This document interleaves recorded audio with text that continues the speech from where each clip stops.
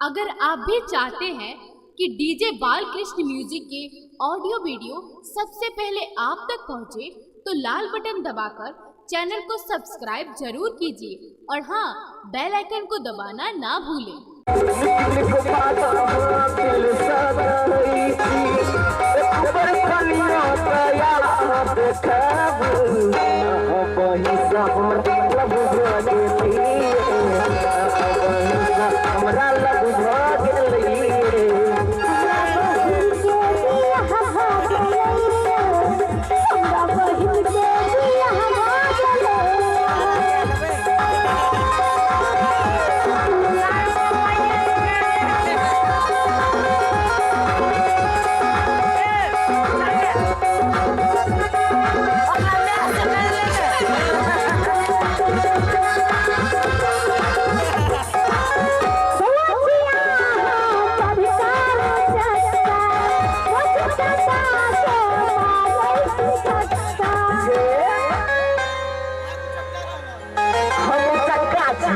हम जब चक्का छिका बात कही अहाँ बहिन सच करा दे बैसारी गाड़ी के पहिया पर घूमे दे बाजारी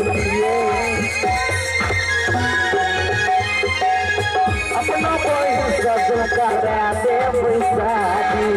गाड़ी के चक्का पर घूमे दे बाजारी हो जी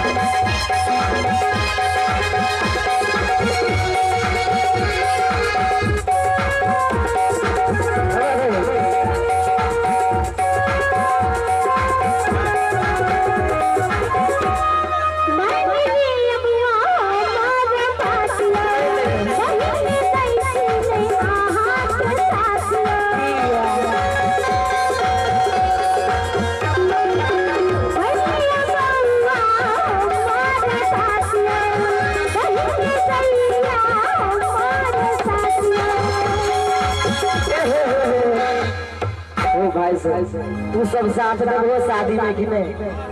ताली एक बात कहू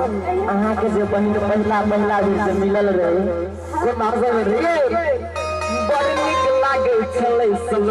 सिंगार केना मिलल रहे जानिए मिलल छलै उता कमला के घाट पर नीक लागे छला सिंगार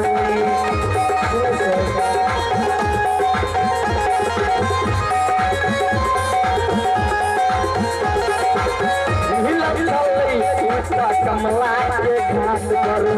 बड़ नीक लागे छलै सिंगार